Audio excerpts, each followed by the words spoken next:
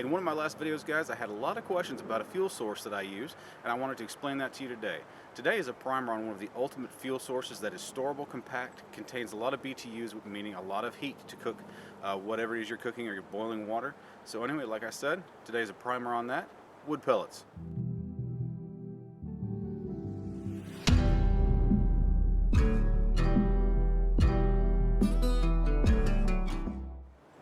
Well guys, thanks for choosing to spend your time with me today. I do appreciate it very much. Like I said, today I want to talk to you about wood pellets. It doesn't sound very fancy or very exciting, but one thing that surprised me is they're not as well known as I thought they are. Well, chances are that if you're watching this video, you're a woodsman, a bushcrafter, a survivalist, a prepper, something like that.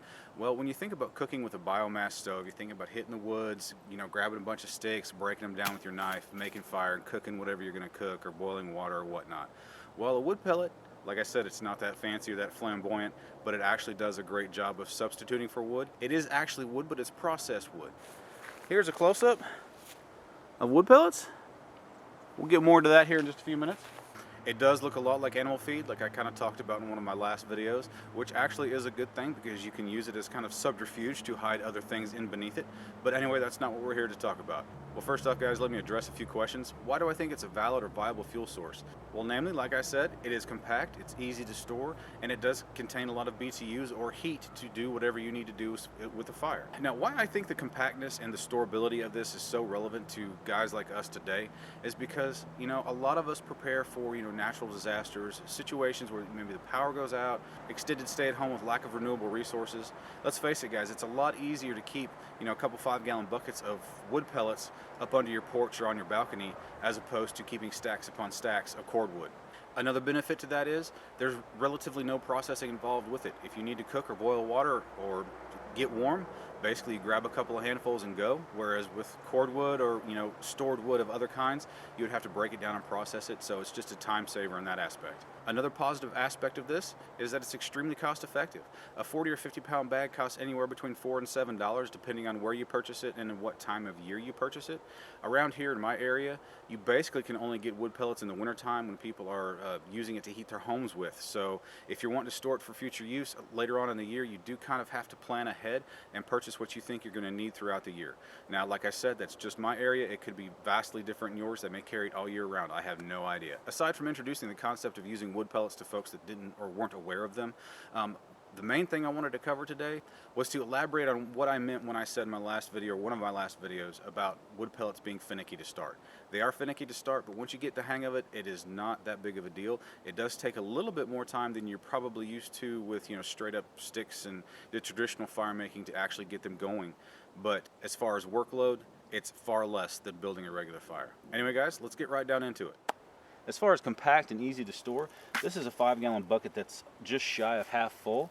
One 5-gallon bucket will fit almost a complete 40-pound bag inside of it.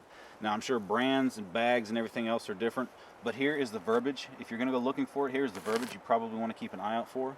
Most that I have seen are all hardwood, or as they say here, 99% basically hardwood. And these guys are basically just powdered wood that is hard pressed into little pellets. All right. One thing I really like about these wood pellets is a little bit goes a long way. Just basically create a little pile where you want it. Now I'm gonna demo 2 stoves today. One's just a cheap Chinese gasification stove. This is basically a perfect stove to do this on because you need a stove that has a lot of ventilation. And this 180 flame from 180 tack stoves is a perfect way to do this.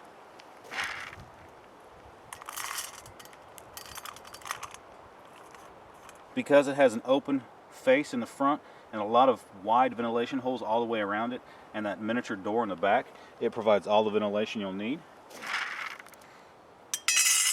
This gasification stove, so I'm sure you can see in the bottom, the vent holes are being covered up by the wood pellets, which is what makes these even more finicky than a traditional biofuel stove. But I just want to reiterate, a little bit goes a long way. I have never taken the time to actually measure specific amounts. 1 cup of wood pellets burns this long, but I can tell you about 4 or 5 handfuls will burn up towards an hour or more. The finicky part about using wood pellets is getting them going. Once you have them going, they are rock solid. I highly recommend either using something like this. This is, in my opinion, the best bang for your buck commercial fire starter there is. It's just wax and cedar chips, basically, cedar shavings, or using fat wood. Why this one in particular is so helpful, I'm not going to use all of that, is because it's wax impregnated into the wood. So once you light it, even the unlit portion of the wax is starting to melt, and it runs down into the wood pellets itself and almost turns the wood pellets into like a candle, using the wood pellet as a wick. So it really does a good job of helping to get these started.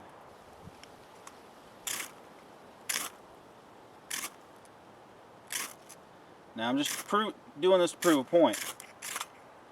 You can start with a ferro rod, but a lighter is much easier, because when the sparks from the ferro rod hit that wax, the wax melts and kind of snuffs that spark out. So you really got to lay the heat to it.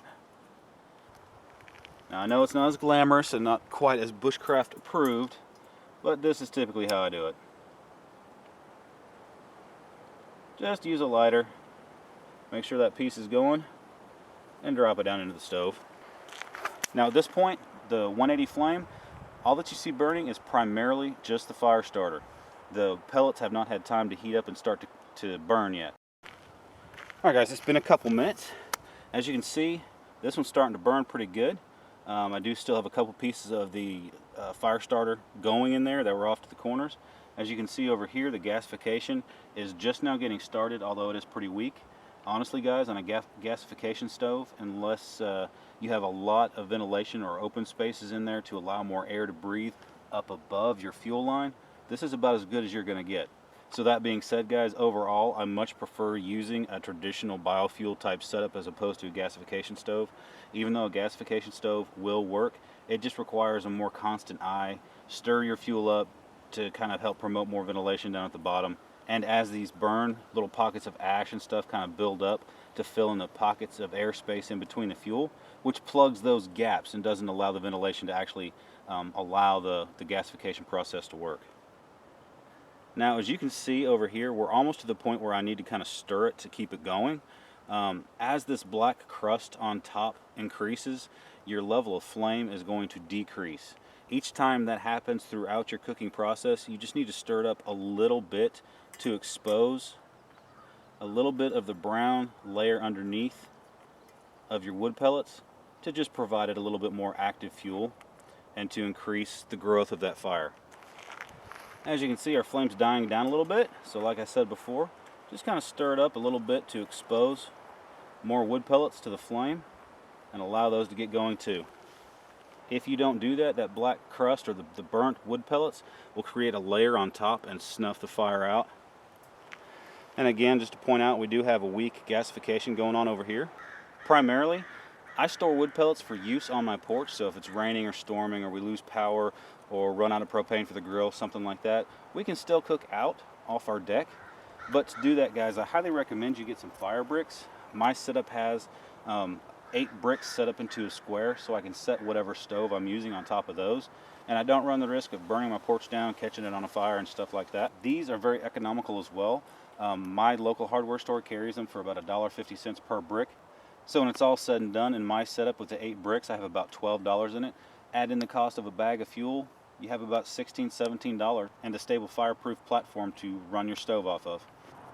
So just a little bit of light stirring every once in a while allows you to easily stoke it back up. Well guys, we've been going here for about 20 minutes or so, give or take a couple minutes.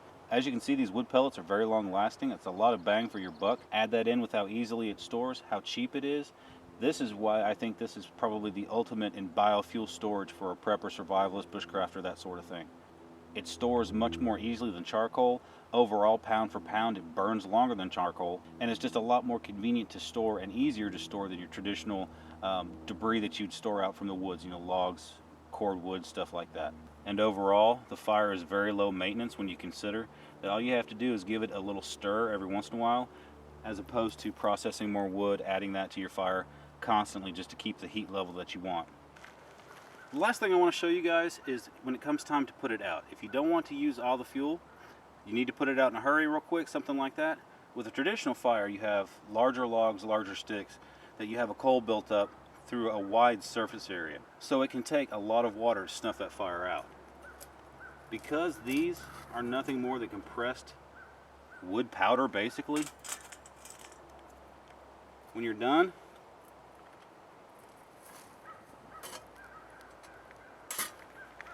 a little bit of water goes a long way. Watch the wood pellets. As they get wet, they come apart and kind of expand and kind of grow together to snuff that fire out. Well, folks, I hope that helped answer some questions out there about why I think this is basically the ultimate in a prepper storable fuel. A lot of bang for your buck. It's very economical, easy to set up. It does require a little bit of steering here and there, but it's a lot easier, a lot more efficient than actually having to break down and process a bunch of wood. A 5-gallon bucket or two stored up under your porch or up on your balcony will last you a long time. Wood pellets really give you an efficient and a long burn time, so you can cook pretty much anything you want to cook without having to add more wood or process more wood to add to your fire. It just goes for a long time. What we did today, the 3 or 4 handfuls, last a good 45 minutes or an hour. As I showed today, it does work with the gasification stove. It is a lot more tricky to get it going and to keep it going than a traditional biofuel stove is, but it does work. And even with that being said, guys, when you take into account having to process wood to keep that gasification stove going, it probably either balances out in the end or is still easier with the wood pellets. 2 more things and I'll let you go, guys. If you don't like using commercial fire starters or fat wood or something like that to get your fire going, you can get this setup started by building a small traditional fire on top of your wood pellets. It's a little bit trickier, but it does actually work. Also, if you like the idea of that red waxed fire starter I showed you, there is a similar way to make those at home if you prefer to go that route, and here in the next couple weeks I'll show you guys how to do that as well. Anyway, folks, like I said, I hope that answers your questions. If you have any more, hit up the comment section and let me know, and I'll do my best to answer them. But guys, if you found this helpful, if you enjoyed the video, please give me a thumbs up. I do appreciate it. If you want to keep on seeing stuff like this, be sure to hit that subscribe button and hang around for a little while. Anyway, guys, thanks again for being here, and I will see you next time. Have a good day, guys.